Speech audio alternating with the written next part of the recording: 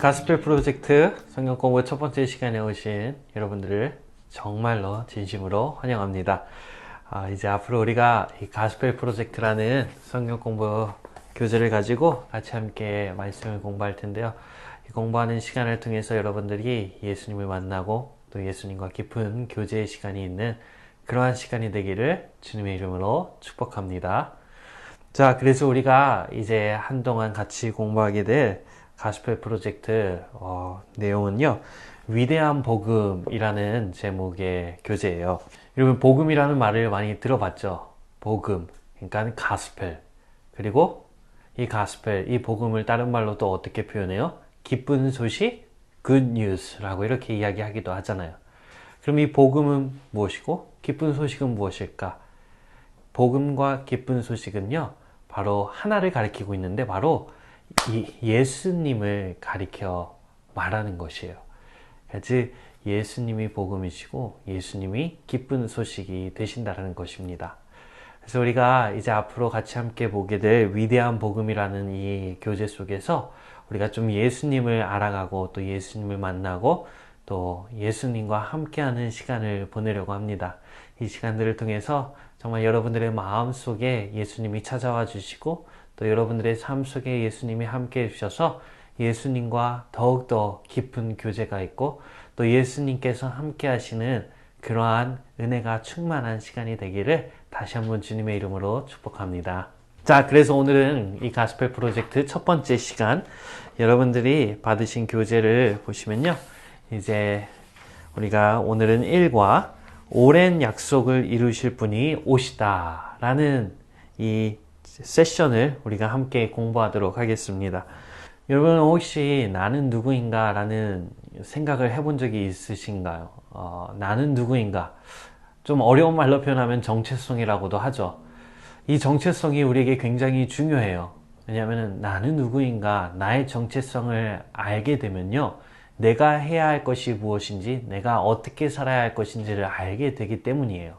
예를 들면 내가 학생이에요. 학교를 다니는 학생이에요. 그러니까 나의 정체성은 무엇이에요?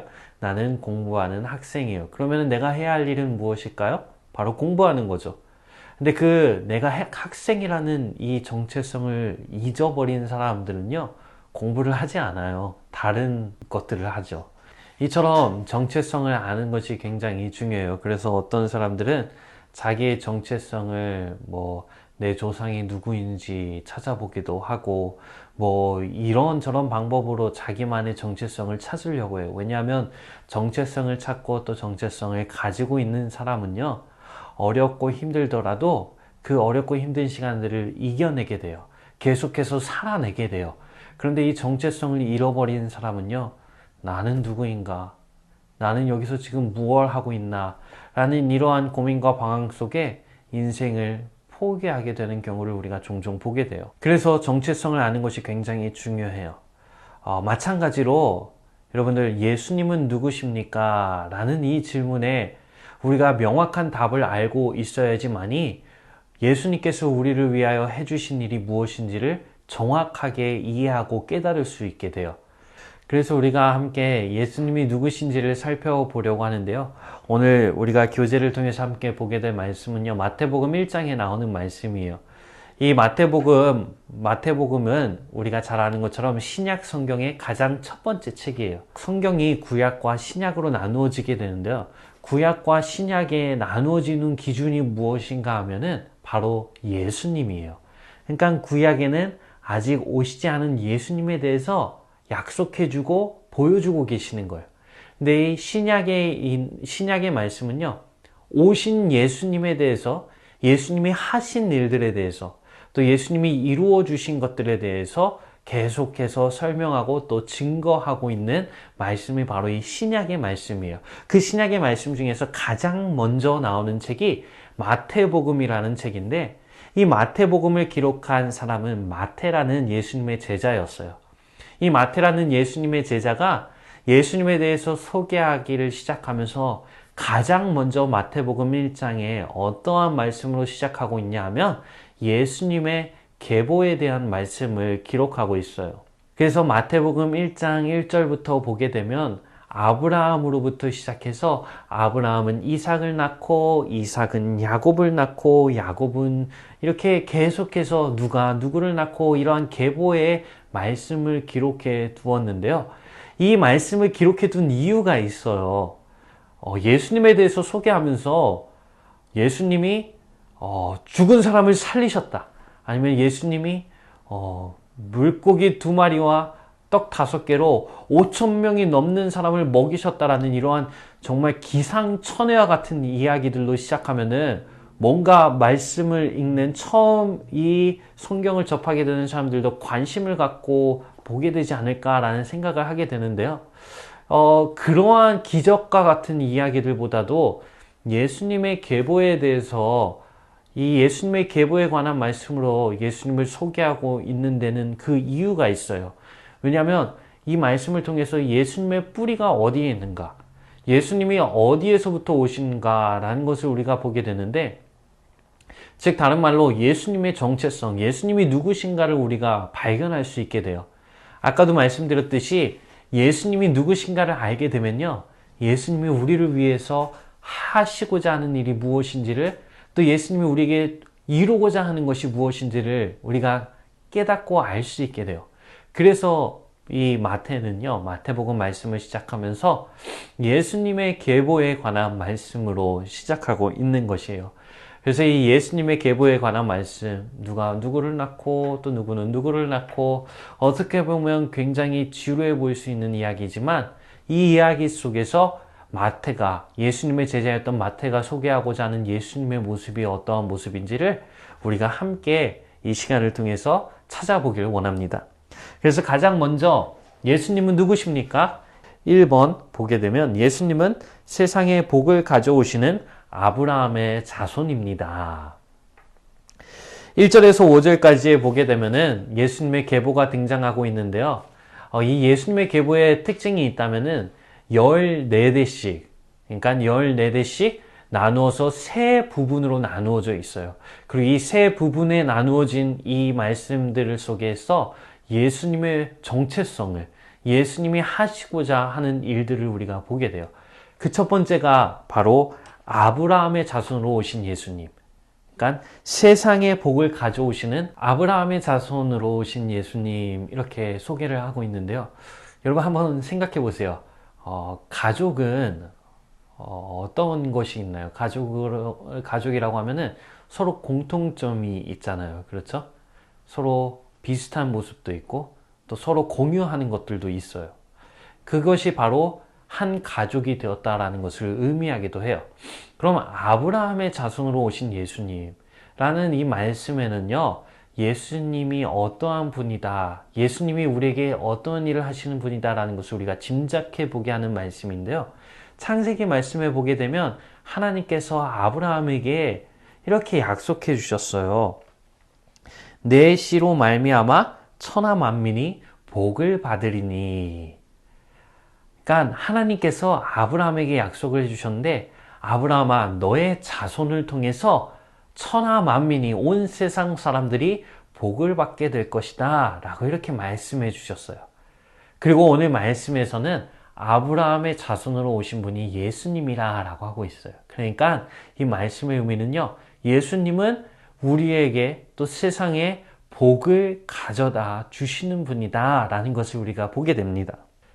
그래서 여러분, 아브라함에게 주신 이 하나님의 약속을 기억하고 있는 그 당시의 유대인들에게 아브라함의 자손으로 오신 예수님이라는 이 표현은요, 굉장한 의미를 가지고 있는 표현이에요. 그냥 단순하게 아브라함의 후손 예수 뭐 이런 게 아니라, 아브라함의 자손으로 오신 예수님이라는 이 표현은요, 하나님께서 주셨던 이 약속대로 온 세상에 복을 가져다 주시는 분이라는 의미를 가지고 있는 것이에요.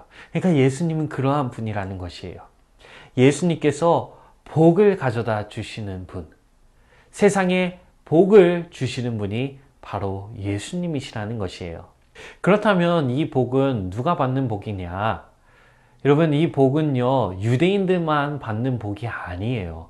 이 복은요, 유대인들이 아닌, 유대 사람이 아닌 저와 여러분들도 받게 되는 복이에요. 그것을 이 예수님의 계보에서 우리가 발견할 수 있게 되는데요. 어디에서 발견할 수 있게 되냐? 이 예수님의 계보에 보게 되면은 5명의 여인들이 등장하게 돼요. 누군지 여러분들 한번 마태복음 1장을 펴서 한번 찾아보세요. 누가 여자일까요? 여기 말씀에 보면 다말, 라합, 루트, 그리고 밧세바. 그러니까 밧세바는 이름이 안 나오고 우리아의 아내라고 이렇게 소개되고 있어요. 그리고 마지막으로 마리아. 이렇게 여인들이 나오게 되는데요. 마리아를 뺀 나머지 4명의 여인들에게 공통점이 있는데 무엇인가 하면 이 4명의 여인들은요. 유대인들이 아니라는 것이에요. 그러니까 이방 사람들이었어요. 그런데 이 4명의 여인의 이름이 예수님의 계보에 포함되어져 있었다는 것은 예수님께서 가져다 주시는 이 복은 유대 사람들만을 위한 복이 아니라 유대 사람이 아니었던 이 여인들이 포함되어 있는 것처럼 유대 사람들이 아닌 온 세상 사람들에게도 주시는 복이다라는 것을 우리에게 가르쳐 주고 있어요. 이토록 하나님께서는요, 유대 사람들만을 이렇게 이스라엘 사람들만을 구원하고 그들에게만 복을 주시는 것이 아니라 그들에게 주셨던 그 복을 우리 모두에게 주길 원하시는 분이시라는 것. 또 그 일을 이루시기 위해서 예수님이 이 땅에 오셨다라는 것을 이 마태복음 1장 1절에서 5절까지 아브라함의 자손으로 오신 예수님의 모습을 통해서 우리가 발견하게 됩니다. 두 번째로 예수님은 누구십니까? 예수님은 영원히 다스리시는 다윗의 자손이십니다. 여러분 아까 말씀드렸듯이 이 예수님의 계보에 관한 말씀은요 총 3부분으로 나누어지는데 첫 번째 부분은 아까 아브라함의 자손으로 오신 예수님에 대해서 우리가 보았잖아요. 두 번째는 무엇인가 하면 다윗의 자손으로 오신 예수님을 보게 돼요. 6절에서 11절까지를 보게 되면 이제 다윗의 자손으로 오신 예수님의 계보가 쭉 이어지고 있는데 여러분 다윗 하면 무엇이 생각나세요? 다윗 하면 이스라엘의 왕, 이렇게 왕이 생각나지 않습니까? 그렇듯이 이 6절에서 11절까지 나오는 말씀을 보게 되면요. 다윗 왕으로부터 시작하여서 이스라엘을 다스렸던 많은 왕들의 이름이 기록되어져 있어요. 그런데 이 왕들의 이름을 가만히 보게 되면요. 그 왕들 가운데 정말 선하고 좋은 왕이 있는 반면에 악하고 나쁜 왕들도 있었다라는 것을 우리가 보게 돼요. 그래서 우리가 한번 생각해 보아야 할 질문이 예수님의 계보에 등장하는 악한 왕들로부터 우리가 무엇을 배울 수 있을까 하는 것이에요. 왜 하나님은 이 악한 왕들의 이름까지도 예수님의 계보에 포함시켜 놓으셨을까라는 이러한 질문이에요. 여러분 이 질문을요 우리가 좀 다르게 생각해 보면은 예수님의 계보에 나타난 악한 왕들은 하나님의 신실하심과 관련하여 어떤 의미를 갖고 있습니까? 라는 질문으로 우리가 한번 물어볼 수 있을 것 같아요. 그러니까 이 악한 왕들을 보면서 하나님의 어떠한 모습을 우리가 볼 수 있을까요? 여러분 우리가 누군가 약속을 맺었어요. 그런데 그 사람이 정말 나를 배신하고 나에게 너무나도 악하게 행하는 거예요. 그럼 우리가 어떻게 해요? 그 약속을 취소하지 않나요? 그런데 악한 왕들, 하나님을 떠나고 하나님을 배신하는 악한 왕들이 나오는데 하나님께서는 그 악한 왕들의 시대를 어떻게 하고 계십니까? 그 시간들 속에서 하나님께서 복을 주시겠다라 하는 그 약속을 취소하셨어요? 아니죠. 하나님께서는 그 악한 왕들의 모습 속에서도 견고하게 흔들림 없이 하나님의 계획을 이루어 나가고 계심을 우리가 보게 돼요. 그러니까 예수님의 계보에 악한 왕들의 이름이 나오고 있는데 하나님의 이 신실하심을 우리에게 보여주는 모습이에요. 하나님이 얼마나 참고 인내하시면서 우리를 기다리시며 또 우리를 향한 그 아름다운 계획들을 이루어 나가고 계시는지를 보게 되면요. 하나님의 사랑이 얼마나 위대한 것인가를 우리가 다시 한번 보게 되는 것이에요. 그렇다면 여기 예수님의 계보에 악한 왕들만 있느냐? 아니에요. 선하고 좋은 왕들도 있었어요. 그래서 성경에도 보게 되면 하나님 보시기에 좋았던 그런 왕들의 이름이 나오고 있는데요. 예를 들자면 다윗이 그러하였고, 또 솔로몬, 아사, 여호사밧, 우시야, 요담, 히스기야 왕과 같이 이렇게 하나님을 잘 따르고 믿었던 왕들도 있어요. 그런데 그들의 모습을 보게 되면요, 좋은 왕이었지만 그래도 여전히 완벽하지 않았던 모습을 보게 돼요. 완벽하진 않았지만 하나님께서 그들을 왜 좋은 왕이라고 이렇게 말씀에 기록해 두셨을까요? 그 이유는요, 완벽하진 않았지만 그들은 나름 최선을 다해 하나님을 섬기고 하나님을 사랑하고 하나님의 말씀에 순종하려고 노력하고 그곳에 마음을 두었던 왕이었기 때문이에요. 그래서 이 선한 왕들을 통해서 우리가 무엇을 보게 되냐? 비록 우리의 모습이 완벽하진 않지만 하나님을 따르려는 열정과 열망과 마음과 노력과 열심을 가지고 살아가면 하나님께서 그 모습을 좋게 봐주신다라는 것이에요. 이렇게 선한 왕이 있었고 또 악한 왕도 있었는데, 그러면 예수님은 과연 어떠한 왕이실까? 다윗의 자손으로 오신다고 했으니까 예수님도 왕으로 오시는데 어떠한 왕이실까 하는 것이에요. 왕이라고 하면 백성들 위해서 백성들을 다스리고 그들 위해서 군림하는 그러한 왕의 모습을 우리가 생각하게 되잖아요. 그런데 예수님의 모습은 어떠한 모습이셨어요? 그러한 모습이 아니셨어요. 우리 위해서 막 우리를 다스리고 막 지배하고 막 지시하고 막 이러한 모습이 아니라 우리와 같은 자리에 오셔서 찾아오셔서 사랑해 주시고 섬겨 주시는 왕의 모습으로 오신 분이 바로 예수님이세요. 그러니까 예수님은 공생애를 통해 하나님의 신실하신 사랑의 또 다른 면을 보여주셨는데요. 왕으로 오신 예수님께서 정말 우리 위해서 군림하는 그러한 왕의 모습이 아니라 우리의 그 낮은 자리로 찾아오셔서 우리를 사랑하고 섬겨주고 또 우리를 해방시켜 주시는 그 하나님의 사랑을 보여주신 분이 바로 예수님이시라는 것이에요. 그래서 예수님은 누구세요? 바로 우리에게 이러한 따뜻한 사랑을 보여주신, 그 사랑의 섬김의 모습을 보여주신 분이 바로 예수님이시라는 것입니다. 그리고 마지막으로 예수님은 누구십니까? 예수님은 죄와 사망에 사로잡힌 포로 생활을 끝내시는 메시아이십니다 라고 오늘 교재에 나와 있죠. 12절에서 17절의 말씀을 보게 되면요, 이제 마태는 마지막 세 번째 그룹을 이제 소개하고 있는데, 아브라함이나 다윗과 같은 인물이 아니라 바벨론 포로라는 특별한 사건으로 소개하고 있어요. 그래서 12절에 보게 되면 바벨론으로 사로잡혀간 후에라며 이 마지막을 시작하고 있는 것을 우리가 보게 돼요. 여러분, 우리가 이 말씀을 좀 살펴보기 전에 여러분들 잠깐 이 영상을 멈추고 다니엘 1장의 말씀을 좀 한번 읽어보시길 바래요. 다니엘 1장 말씀을 잠깐 우리 함께 읽고 다시 또 계속할게요. 여러분, 다니엘 1장을 보게 되면요, 많은 유대인들이 바벨론의 포로로 잡혀가게 되는데요.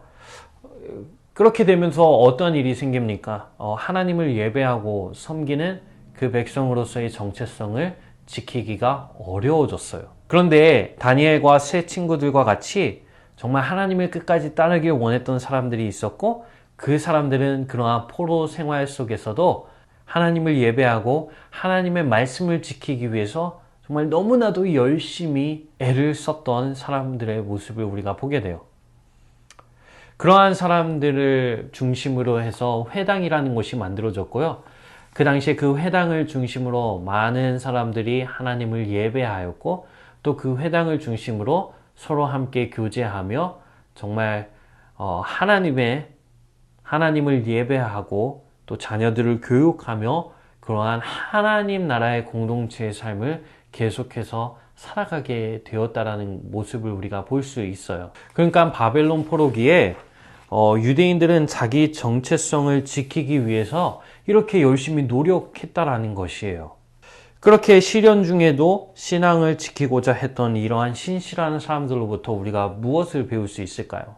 여러분, 다니엘과 세 친구들, 에스더, 느헤미야 등 이러한 신실한 믿음의 사람들이 갖고 있는 공통점을 한번 떠올려 보면요, 그들은요, 어떠한 환경과 순간 속에서도 하나님을 섬기고 하나님의 법에 순종하려고 열심히 노력했던 사람들이에요. 그리고 자신의 목숨보다도 하나님의 말씀을 더 소중히 여기면서 그 하나님의 말씀을 끝까지 지키기 위해서 노력하였던 이 믿음의 사람들의 모습을 우리가 보게 돼요. 이 바벨론 포로기는요, 이처럼 정말 시련과 고난과 고통 속에서 믿음을 지키며 나아가는 그러한 시간이 되었던 것이에요. 여러분, 이 모습을 보면서 우리가 어떠한 것을 배울 수 있을까요? 우리가 지금 포로로 살아가고 있지는 않잖아요. 그렇다면 오늘날 그리스도인의 삶은 어떤 면에서 우리가 포로 생활이라 라고 말을 할 수 있을까요? 여러분, 이 포로 생활은요, 단순한 어떤 육체적인 노예의 삶의 모습을 가리켜 말하는 것이 아니에요. 포로 생활은 어떠한 것이 포로 생활인가 하면요, 하나님을 섬기지 못하게 하는 환경과 상황들 속에 살아가는 것이 바로 포로 생활이라는 것이에요. 말씀드렸던 바벨론 포로 시절이 그러한 시간이었어요.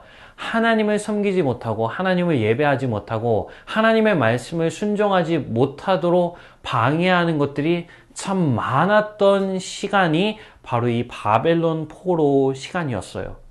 그렇다면 오늘날 우리에게도 똑같은 시간이 있지 않나요? 하나님을 섬기지 못하도록, 하나님을 예배하지 못하도록, 하나님의 말씀에 순종하지 못하도록 우리를 방해하고 우리의 마음을 힘들게 하는 것들이 얼마나 많이 있어요. 세상 속에 보게 되면요, 물질주의, 인본주의, 합리주의, 그리고 이단과 같은 이러한 것들이 우리의 마음을 방해하고 있잖아요.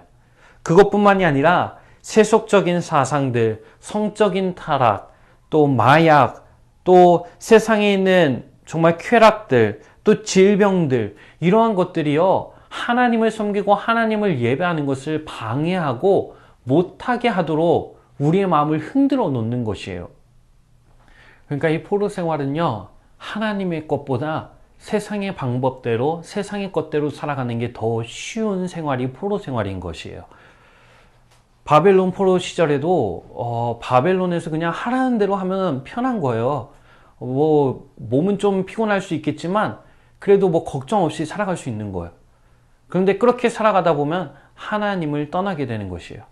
그러니까 포로 생활이라는 것은요, 다른 것이 아니라 하나님의 방법대로 살아가지 못하도록 방해하는 것들이 많은 생활, 그 생활이 바로 포로 생활인 것이에요.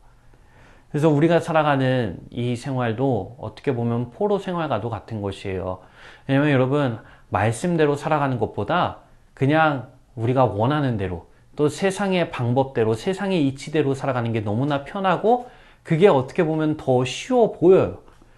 그리고 하나님의 말씀대로 살아가는 게 너무나도 어려워 보이는 시대에 우리가 살아가고 있잖아요. 그러니까 우리도 이 포로 생활을 하고 있다라는 것이에요. 그렇다면 이 포로 생활을 누가 끝내주시는가? 바로 예수님께서 끝내주십니다. 오늘 이 예수님의 계보 마지막 파트를 보게 되면요, 바벨론에 사로잡혀간 후에로 이렇게 시작해서 그 계보가 어떻게 끝나고 있습니까? 바로 그리스도라 칭하는 예수가 나시니라 라는 이 말씀으로 끝나고 있어요. 이 포로 생활로 시작해서 누구로 끝나고 있습니까? 예수님으로 끝나고 있어요. 그러니까 예수님만이 우리를 이 포로 생활로부터 자유롭게 해주실 유일한 분이라 라는 것을 우리가 보게 돼요. 그러면은 예수님은 어떻게 우리 죄와 사망으로 말미암은 포로 생활을 종식해 주셨나요? 여러분, 누가복음 4장 18절 말씀을 보게 되면 예수님께서 공생애를 시작하시면서 이러한 말씀을 주셨어요. 주의 성령이 내게 임하셨으니 이는 가난한 자에게 복음을 전하게 하시려고 내게 기름을 부으시고 나를 보내사 포로된 자에게 자유를, 눈먼 자에게 다시 보게 함을 전파하며 눌린 자를 자유롭게 하고. 여러분, 예수님은 어떠한 일을 하신다고요? 죄와 사탄에게 매여 있는 자들을 해방하기 위해서 오셨다. 또 귀신을 쫓아내시고 병든 자들을 고쳐주시고, 그리고 무엇보다도 결정적으로 십자가에서 죄인들을 위하여 죽으시고 또 사흘 만에 다시 살아나심으로 우리를 구원하시는, 우리에게 영원한 자유를 주시는, 우리의 포로 생활을 종식시켜 주시는 그 일을 예수님께서 이루어 주시기 위해 오셨다라는 것이에요. 그래서 여러분, 예수님이 이 땅에 오신 이유는요, 우리를 바로 이 포로 생활로부터 자유롭게 해주시기 위해서 오셨다라는 것이에요. 그래서 여러분, 요한복음 3장 16절, 그리고 히브리서 2장 14절과 15절, 그리고 베드로전서 2장 24절의 말씀을 여러분들이 한번 성경을 펼쳐서 한번 찾아보세요. 그래서 여러분, 오늘 이렇게 공부한 내용을 가지고요, 여러분들 교재 23페이지에 보면요, 하나님의 계획, 우리의 사명이라는 페이지가 있어요. 거기에 보면 질문 3가지가 있는데, 이 질문 3가지 한번 여러분들 스스로 답을 해보면 좋을 것 같아요. 먼저 첫 번째로, 믿음으로 예수님의 계보에 포함된 교회 공동체는 예수님의 이름으로 세상 사람들을 축복하는 일을 어떻게 감당해야 할까요? 좀 쉽게 풀어서 이 질문을 설명드리자면요, 믿음으로 우리가 이제 우리에게 복을 주시는 그 예수님, 우리를 섬기시는 그 왕 되신 예수님, 그리고 우리를 자유롭게 해주시는 그 예수님, 그 예수님을 우리가 만나고 그 예수님의 가족이 되었잖아요. 그런 우리가 이 예수님을 다른 사람들에게 어떻게 전해야 하는가라는 것이에요. 이 질문에 답하기 위해서는 예수님이 나를 찾아오시고 나를 만나주시고, 또 하나님이, 또 예수님이 나를 어떻게 사랑해 주셨는가를 우리가 한번 생각해 보면 될 것 같아요. 그래서 우리가 세상 사람들에게 예수님을 전하기 위해서 닮아야 하는 예수님의 모습이 어떠한 모습들이 있을까 한번 생각해 보면서 여러분들이 한번 적어주세요. 그리고 두 번째 질문은, 예수님의 가족임을 나타내는 특성은 무엇입니까? 첫 번째 질문이랑 좀 연결되는 질문인데요. 예수님의 가족. 아까 말씀드렸듯이 가족이라면은 닮아가는 모습이 있잖아요. 공통적인 모습이 있잖아요. 그 다음에 예수님의 가족이 되었다.